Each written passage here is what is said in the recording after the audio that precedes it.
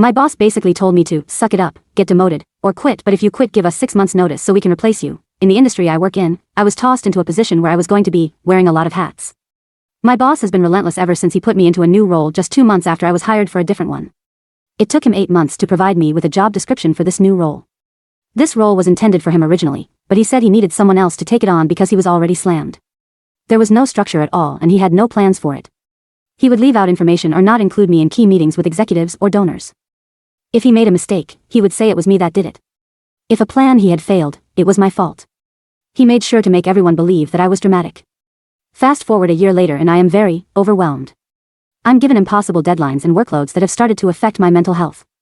My boss will ask me to do stuff out of work hours or to work overtime to prove that I am giving my all. I decline these things because to me, I work my 40 hours and that is it. After many people urged me to talk with my boss about the burnout I'm feeling, and him sending messages to my team asking us to approach him if we feel burnout, I did it. His response was to put down my entire team and that we are unmotivated, and that I need to decide whether I can work harder because if not, I should find a different career or calling in life. He tried to paint it as him guiding me to help. He told me that I am working above my pay grade and that I should either accept a demotion, suck it up and try harder, or give him a 6-month notice that I am quitting. He brought up how I might have something psychologically or mentally wrong with me and that I need to figure out what I want in life. Little does he know. The former college I used to lecture at has invited me to apply to a new position on the campus that pays almost more than double than my job pays me now, and it comes with many more benefits. I would also be working with people I loved working with before. I would be a part of a union. I am praying and hoping that I get this new position so I can give him a 1-day notice about my departure. Update 1. If you saw my last post on this subreddit, you know my boss is an asshat. He recently started to question my workload and the workload of my coworkers because we are all stressed and burned out. He tried framing this assignment as him trying to help us to see if he can help us better time manage things. But we've gone to him with requests and feedback before and keep getting told, you just have to work harder. That's what I do. I had to block off my entire calendar to do this task today, but I am going to write the most obnoxious and highly detailed essay just to piss him off. In grad school, I was notorious for overwriting and taking my time to get to the point. Who knew that fun little skill would come in handy today? To answer the 2 popular questions: 1. No, I can't quit on the spot because I can't afford it. 2. Yes, I am looking for other jobs/actively applying. Update 2. The essay, which turned out to be 8 pages long, did not help me at all. If anything, it ignited a fire of retaliation on his end, which was my full intention. My boss, being the narcissist that he is, came to the conclusion that although I provided all the deliverables and met all the expectations we set out, I am just not living up to his standards, and he would like to conduct a performance review with me. He will also be having me do a performance improvement plan. I questioned him heavily in our last meeting about the necessity of a performance review, if I am performing to the expectations set out. He tried to claim that there was something serious that needs to be addressed. And he needs HR and the executive director involved. He tried to say he was going to be giving me constructive criticism, but his constructive criticism consists of creating elaborate lies about my work ethic. He tries to cover up his mistakes, terrible memory, and lack of organization by blaming his staff. In my last performance review, he told HR and the ED that I never finish my work and that I make mistakes. That was the first time I had ever heard about that. Our project management system captures everything and it shows that I am on track, no late tasks, and complete all work given to me. I will be quitting before he tries to conduct this performance review. I have been interviewing at other places with better pay and benefits. My entire organization is falling apart and 4 people have quit within a month. We are a staff of less than 40. I am jumping ship at the perfect moment. I am going to quit on the spot within the next 2 weeks. I am not sticking around to be gaslight any longer. 2. The essay was already written. 3. Yes, I've been applying and interviewing at other places. 4. HR, the executive director, and the CEO at my nonprofit organization do not care about their employees.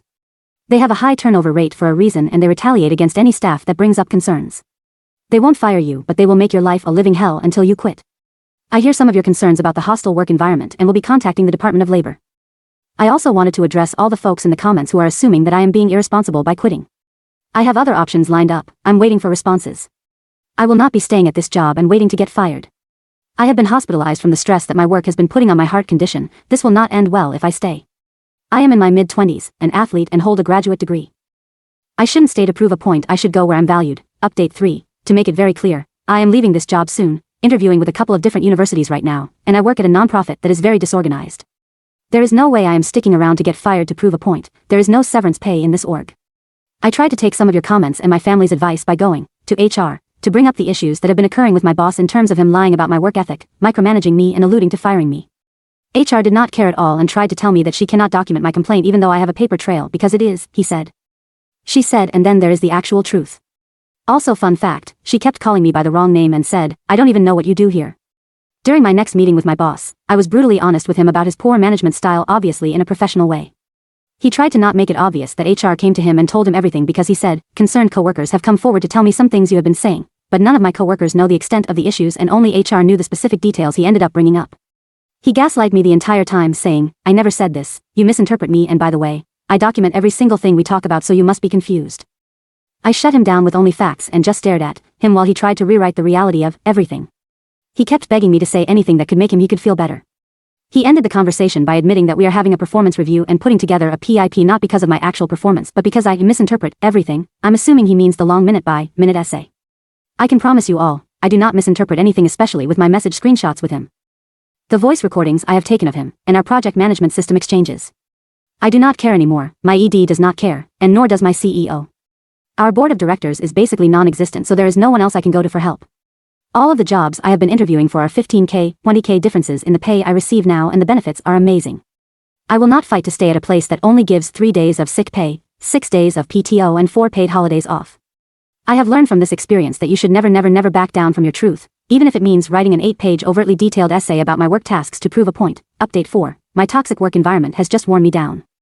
Any piece of solution or feedback I give to my organization always lands me in the conversation of, you can either be a team player or you can transition to another job outside of our organization, but please give us 6 months notice so we have enough time to find someone for your role. They really couldn't fire me because I was the only one running my program. They also can't afford unemployment. Well, I received a job offer yesterday and I will be making 20K more a year than I currently make at my organization. My plan is to give a 1 day's notice after having my boss and the executive team tell me to basically quit and to give them a couple months notice. The icing on the cake is that 2 others in my team are putting their 2 weeks in at the end of next week, so my organization is really about to feel the wrath of the underpaid and overworked. Sometimes being professional doesn't matter to me when I know that they weren't professional at all in the first place. Edit. I don't care about burning bridges with an organization that is notorious for high turnover and treats their employees like children. Everyone who has worked with me that isn't my manager or the executive team is willing to be my reference no matter what.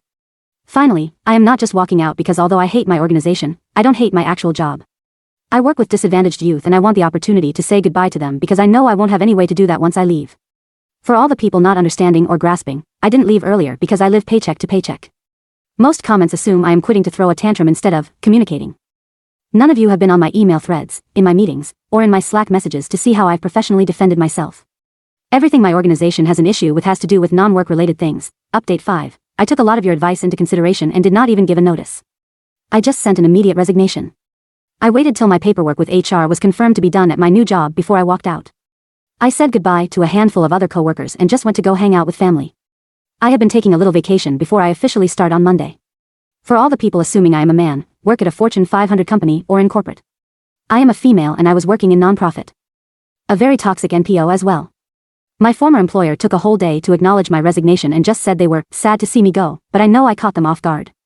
They are trying to keep it a secret at work, but people noticed my Slack account was disabled, so I have been getting messages and phone calls from coworkers.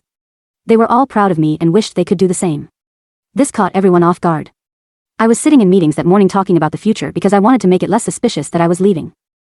To all the bootlickers on my last post who wished that my job offer fell through so I could learn a lesson, or that I'm burning bridges, you are actually so vile. There is no bridge I need to run back to. These are 2 different industries. I worked in higher education for about 6 years before I made the transfer into nonprofit because I was passionate about the mission. I soon found out that my CEO and management cared more about themselves and the donors than the people we served. I waltzed back into higher education and was welcomed back with a bigger pay. I don't regret anything and I feel so alive. As Karl Marx once said, you have nothing to lose but your chains.